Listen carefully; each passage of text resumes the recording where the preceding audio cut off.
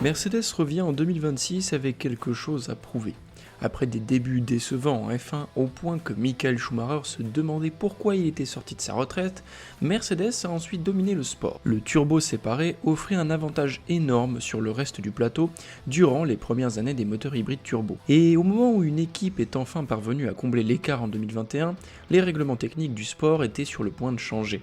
Les résultats de 4 dernières années n'ont pas été à la hauteur du niveau établi lors des 8 précédentes. Mais terminer 4ème, 3ème et 2 fois 2ème du championnat constructeur reste loin d'être un mauvais bilan. Cependant, pour Toto Wolff, ce n'est pas suffisant. Il n'est satisfait que lorsqu'il gagne des championnats.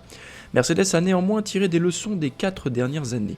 L'équipe a identifié ses erreurs et les a reconnues. Mais personne ne se montre trop confiant. Ils savent que des changements sont nécessaires et que cela pourrait exiger une décision brutale. Aujourd'hui, je vais examiner l'approche unique de Mercedes concernant la réglementation moteur 2026. Là où ils se sont trompés ces 4 dernières années et pourquoi ils pourraient ne plus jamais fournir de moteur à une équipe de pointe.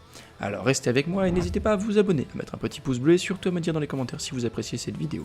N'hésitez pas à voir les 2 vidéos précédentes, je vois qu'elles ont un petit moins de vues, donc si jamais vous voulez les voir, n'hésitez pas. Allez, on continue. Si vous ne connaissiez pas les résultats des 4 dernières saisons, mais que vous écoutiez les interviews de Toto Wolff sur cette période, vous penseriez que dans l'ensemble son équipe a été catastrophique.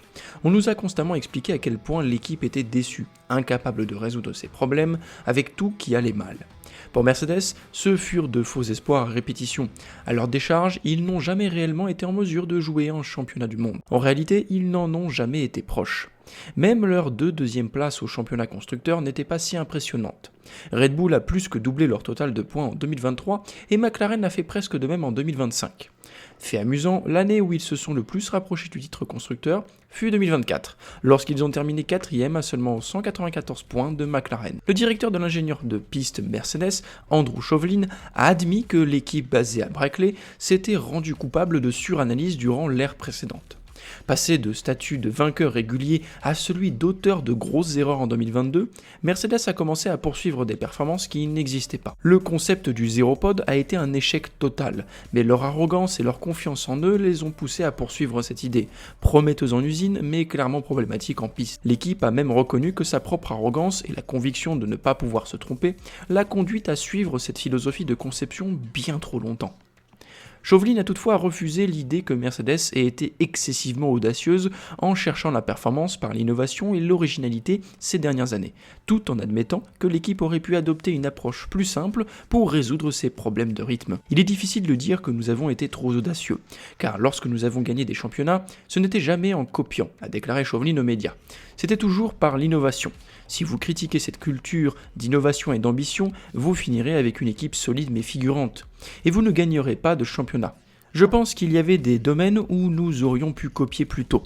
Certaines pistes de développement auraient pu être explorées plus rapidement. Nous avons peut-être été trop analytiques, à trop réfléchir et une approche expérimentale plus simple nous aurait permis de progresser davantage au début de ces règlements. En substance, Mercedes cherchait trop à être la meilleure du secteur. Il n'y a rien de mal à observer l'équipe la plus performante et à se demander ce qu'elle fait avec sa voiture pour la rendre si efficace. Comme l'a dit Shovlin, il aurait été simple de tenter de développer quelque chose de similaire aux premières de Red Bull et de voir si le potentiel était supérieur à celui des premières Mercedes. Tout cela aurait pu être fait en usine, sur ordinateur, sans grever lourdement le budget. Alors que les nouvelles monoplaces sont à quelques semaines de leur premier tour de roue, les attentes sont élevées pour Mercedes. Lors du dernier grand changement de réglementation moteur en 2014, Mercedes était devenue la force dominante du plateau, et beaucoup s'attendent à un scénario similaire. Il n'existe pourtant aucune preuve concrète allant dans ce sens, si ce n'est des rumeurs sur des matériaux avancés qui jusqu'ici n'ont rien donné. George Russell tente d'ailleurs de ne pas laisser emporter par ce discours. Bien qu'il ait signé un nouveau contrat de longue durée, il rappelle qu'il ne peut pas s'attendre automatiquement au succès de l'équipe.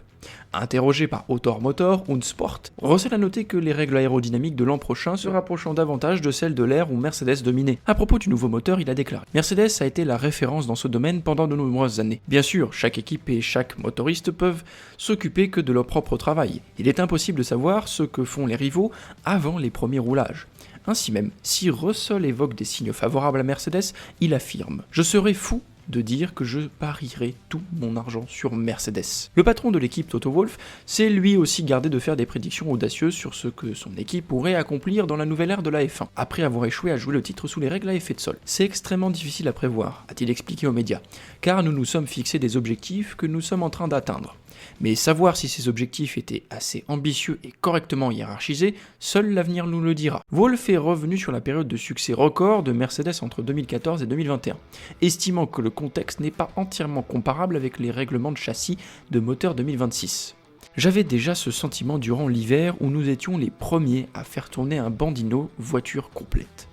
Le moteur était plus fiable que chez les autres, et lors du premier jour d'essai, personne n'a vraiment roulé. Nous avons fait les choses le deuxième jour. Donc ce n'est pas comparable, le plateau est aussi beaucoup plus compétitif qu'auparavant. Il sera très intéressant de voir ce qui se passera lorsque les voitures prendront la piste.